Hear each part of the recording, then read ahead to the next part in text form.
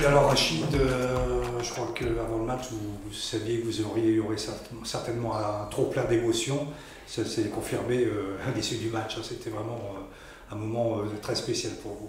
Ouais, en effet, je m'étais promis de ne pas chercher à anticiper quoi que ce soit pour pouvoir vivre le moment présent et je pense voilà, avoir savouré ce moment comme il se devait en tout cas. Et voilà, quand je vois ouais, cette communion, on parle pas de victoire, ça m'a rappelé quand même le trophée qu'on a soulevé en avril 2024, de voir tant d'émotions ouais, et ça me conforte voilà, et je comprends encore mieux et pourquoi j'aime ce club. Voilà, pour toutes ces raisons-là. C'est ce que je reçois aujourd'hui, c'est quelque chose de fort et ça va me donner de la force, je pense, et de l'énergie pour aller relever voilà, ce nouveau challenge. Et ouais, je pars vraiment avec beaucoup de gratitude, de fierté d'avoir pu construire, d'avoir amené le SBV ALM à ce niveau-là aujourd'hui. Et je pense que c'est pas trop prétentieux de dire qu'on a construit, bien plus qu'une équipe. Je pense qu'on a construit une famille et on a bâti un héritage. Donc, voilà. Donc ouais, je suis assez satisfait de cet accomplissement-là, au-delà des victoires. Donc voilà, il y a quand même beaucoup d'émotions et j'ai vraiment voulu, voilà, j'avais à cœur peut-être de faire mieux, en tout cas pendant ces 40 minutes-là. Mais bon, l'adversaire, 40 minutes de zone, plus ou moins, ça aide pas forcément à avoir un beau match, un match fluide. Donc voilà, c'est les circonstances un petit peu qui font que. Mais en tout cas, pour en revenir à cet au revoir, ouais, j'ai été très touché parce que le club, l'ensemble de ces acteurs, les supporters m'ont offert comme au revoir ce soir. Justement, après le début de saison calamiteux que vous aviez connu, je pense que vous aviez à cœur aussi de laisser, enfin de redresser la situation, ce qui s'est fait, et de laisser, je dirais, quelque part une maison propre et bien rangée pour Maxime Beza derrière. Ouais, bon, est-ce que c'est vraiment le cas? J'en sais rien, mais ce qui est important aujourd'hui, c'est de comprendre que depuis qu'on a du monde à l'entraînement, et sans être encore au complet, parce que je le souligne, nous ne le sommes toujours pas, on gagne les matchs. C'est-à-dire qu'on est à 5 victoires sur nos 7 ou 8 derniers matchs, je crois. Donc bon, c'est quand même à souligner, et je pense que c'est pour... pour le mental de l'équipe, je pense que c'est quand même quelque chose de positif sur lesquels il est plus facile de construire aujourd'hui que si on avait enchaîné les défaites, on se serait mis un peu à broyer du noir. Donc il reste en effet un match à Montpellier et voilà, je pense que le match il sera très ouvert et qu'on peut y aller avec de l'ambition. Mais c'est vrai que voilà, qualifier l'équipe pour le prochain tour d'Eurocup, c'était important. Gagner les matchs de ce dernier mois était aussi très important. Voilà, ça ne veut pas dire que le reste va être facile maintenant, que la suite va être facile, mais c'est mieux. C'est mieux, et en effet, comme le dit Hailey, c'est que l'équipe elle progresse. Et elle a raison quand elle dit qu'on n'a pas atteint notre meilleur niveau parce qu'on n'est pas encore au complet. Et puis l'équipe elle a besoin de progresser parce qu'on a eu une préparation sur laquelle on n'a pas pu s'appuyer. Donc tout ce qui va, toutes ces expériences-là vont permettre à cette équipe de progresser. Et je pense que Maxime va arriver avec une énergie différente et que ça peut éventuellement redynamiser, en tout cas permettre au moins à cette équipe de conserver cette dynamique-là et peut-être la booster aussi parce qu'il va y avoir du nouveau, il va y avoir... Donc là, les cartes vont être redistribuées. Celles qui, avec moi, peut-être avaient un rôle de leader vont peut-être l'avoir ou pas. Donc toutes ces questions qu'elles vont se poser, ça va réamener un peu de la concurrence et obliger à chacune peut-être de sortir aussi de sa zone de confort et peut-être pour montrer que le terrain d'expression qu'elles avaient avec moi, elles veulent aussi l'avoir avec lui, qu'elles le méritaient. Donc tout ça, ça va, je pense, booster tout le monde, voilà, les filles individuellement. Et l'équipe va progresser parce qu'elle va s'entraîner de plus en plus ensemble. Le printemps 2019, il paraît un peu loin et en même temps assez proche. C'est-à-dire qu'encore 5 ans, il s'en est passé des choses, mais tu as pris le club qui jouait les playdowns de LFB. Maintenant, c'est la Coupe d'Europe. Alors, ouais, c'est devenu banal, mais là, l'équipe est qualifiée en 8e de finale de Coupe d'Europe quand même. Ouais, Il s'en est passé beaucoup de choses quand même, et t'en as des souvenirs à garder. Ouais, énormément, énormément. Mais c'est vrai que, en fait, on trouve toujours que le temps, il passe pas vite, il est long, mais quand on doit dire au revoir aux gens, en effet, tu vois, tout de suite, on se rappelle le début, parce que c'est la fin, donc on se rappelle le début. Et ouais, j'ai l'impression que c'est passé très, très, très vite. Et d'avoir justement accompli ça d'une équipe qui était en play-down à être champion de France. Et puis voilà, je pense qu'aujourd'hui, on est devenu une institution, je pense. On est devenu une équipe respectée au niveau international. Ouais, ça rend bien entendu l'histoire très belle. Mais bon, quand on connaît le process, on sait qu'on n'a rien eu sans rien aussi. C'est le travail, c'est l'énergie que tout le monde a pu mettre, que ce soit sur le terrain ou en dehors du terrain. Et voilà, c'est aussi pour ça que je parle d'héritage. Je pense que voilà, en tout cas, j'ai le sentiment de pouvoir partir la tête haute, fier aussi, et d'avoir rendu fier aussi les gens autour de moi. Et voilà, que ce soit les proches, mais comme mes collaborateurs, ça m'aurait embêté de partir dans d'autres conditions. Partir dans ces conditions-là me rassure aussi.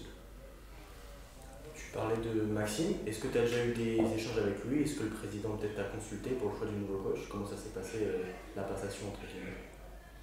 Non, mais bon, très rapidement, quand j'ai annoncé mon départ, forcément, on a eu des échanges pour déjà lister les coachs qui étaient sur le marché, les profils qui pouvaient convenir à ce que nous sommes aujourd'hui et ce que nous sommes devenus. Voilà, donc après, c'était pas ma posture à moi de décider, bien entendu, qui allait prendre le relais, puisque c'est pas à moi de l'assumer. Donc voilà, on a eu des échanges.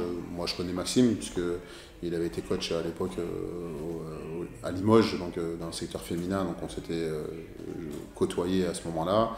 Je suis allé assister à beaucoup de matchs du LMB. Avec Maxime, on est toujours resté un petit peu en contact. Donc là, il a été aussi assistant sur les équipes de France jeunes féminines. Donc voilà, c'est quelqu'un que je connais, je connais ses valeurs, je sais que c'est un travailleur et je pense que voilà, c'est un profil intéressant pour venir coacher les guerrières. Donc, mais ouais, c'est surtout pas ma position à moi de décider ou quoi. Et d'ailleurs, c'est pas ce qui s'est passé. Donc, et comme ça, tout le monde va pouvoir assumer le choix et assumer ses responsabilités. Voilà, je pense que ça peut, comme je le disais, ça peut apporter un nouvel élan. C'est un coach, oui, on le sait, qui vient du secteur masculin, donc peut-être que ça, voilà, il peut avoir une approche différente qui peut booster cette équipe-là, et je pense qu'il va en être capable. Voilà, on est dans un basket qui est de plus en plus un basket féminin qui est de plus en plus athlétique, qui se rapproche. Le gap, bon, c'est pas qu'il se réduit ou quoi, mais en tout cas, on tend à avoir un basket qui est de plus en plus athlétique, donc forcément, il a peut-être un coup d'avance sur d'autres coachs dans ce registre-là. De ce que j'ai compris, tu pars sans tes enfants et sans ta femme. Dans un premier temps. Dans un premier temps, ouais. Comment ça va se passer justement? C'était important pour moi de rejoindre Connecticut et de me concentrer, de me consacrer qu'à ça, c'est-à-dire à la construction de mon staff, la construction de mon équipe. On ne voulait pas avoir le stress de l'installation de la famille, de rescolariser les enfants. On avait envie que les enfants finissent leur scolarité ici aussi à Chéran, dans le Nord. Et en attendant de voir un peu comment les choses allaient se goupiller, on ne voulait pas tout chambouler. On sait qu'il va y avoir des périodes de vacances scolaires où ils vont pouvoir venir me voir, passer du temps avec moi. Il y a tout un été qu'ils vont pouvoir aussi passer avec moi. Et je pense que voilà, à la fin de la saison WNBA en octobre, septembre-octobre, on aura le temps de prendre d'autres décisions qui, quoi qu'il en soit, en tout cas, c'est qu'on va penser les meilleures pour l'équilibre familial. Et qu'en est-il de l'équipe de Belgique alors? Aujourd'hui, on est en pleine discussion donc entre la fédération belge et puis Connecticut pour savoir ce qui est combinable, voilà, ou pas. Donc, voilà. Et on a aussi décidé d'attendre que je mette les pieds à Connecticut pour pouvoir avoir des échanges sur ce sujet-là plutôt que le faire par téléphone. Quand tu as démarré ta carrière de coach, tu vas peut-être nous rappeler quand et dans quelles conditions. Est-ce que tu avais imaginé déjà être coach au plus haut niveau, faire une finale de LFB, ensuite gagner un titre de LFB, gagner un titre européen et puis aller jouer aux États-Unis, enfin aller coacher aux États-Unis? Non, jamais j'ai imaginé ça. Je me suis toujours donné les moyens de vouloir être une meilleure version de moi-même systématiquement, année après année. Mais bon, moi déjà j'arrive d'une famille où on ne connaît pas le basket, on ne connaît que le football. Donc j'ai dû. C'était une surprise dans ma famille de savoir que je m'intéressais à la balle orange. Et puis j'ai tout de suite été sensible à cette dimension tactique, cette culture du jeu, cette culture collective. Donc j'ai voulu, mais sans savoir où est-ce que ça allait me mener. J'ai pris un chemin. La rencontre avec Stéphanie aussi, qui était à l'époque basketteuse professionnelle, forcément m'a permis déjà de pouvoir être au contact du basket professionnel à ce moment-là. Voilà, c'est que des portes après qui se sont ouvertes sans que je les ai, sans avoir à les forcer en tout cas, qui m'ont emmené là où je suis. Donc, mais jamais j'aurais imaginé. Quand je démarre le basket, c'est pour le pratiquer, le jouer. J'aimais ça. Puis après, j'ai aimé rendre service à mes clubs dans lesquels je jouais. De fil en aiguille, tu passes tes diplômes d'entraîneur. Et puis, tu as des gens qui s'intéressent à toi, qui te ciblent. Tu es fait pour ça, il faudrait que tu nous rejoignes. C'est que c'est comme ça que je me suis construit en tout cas, de façon très autodidacte aussi. Et j'aime mon parcours, je peux être fier de mon parcours parce que pendant longtemps, c'est beaucoup moins le cas maintenant, mais pendant longtemps, c'est des postes qui étaient réservés à des anciens joueurs, des anciennes joueuses. Donc quand t'es pas un sportif de haut niveau, en tout cas vraiment je trouve que ça a changé, mais à une époque c'était quasiment intouchable, quoi. Donc c'est bien, c'est-à-dire que tout est possible. Tu vas passer d'un stade là tu as juste Tony en assistant à plusieurs assistants, comment tu appréhendes ça? Plutôt positivement, parce que ça veut dire qu'on va avoir encore plus de compétences. Et je pense que plus on a d'idées, donc je pense que ça peut, en tout cas, ça peut rendre mes décisions encore bien plus fortes. J'ai envie de le découvrir, je ne sais pas trop, mais en effet, on va passer de Tonio, Hugo qui m'accompagne à peut-être 6-7 assistants avec chacun leurs compétences, que ce soit des coordinateurs vidéo, des player development et puis après des vrais assistants, des adjoints on va dire, comme l'était Tonio cette année. Donc j'ai hâte de découvrir un petit peu ça, mais je pense que quand pour le niveau dans lequel je vais aller, je pense que c'est le minimum finalement.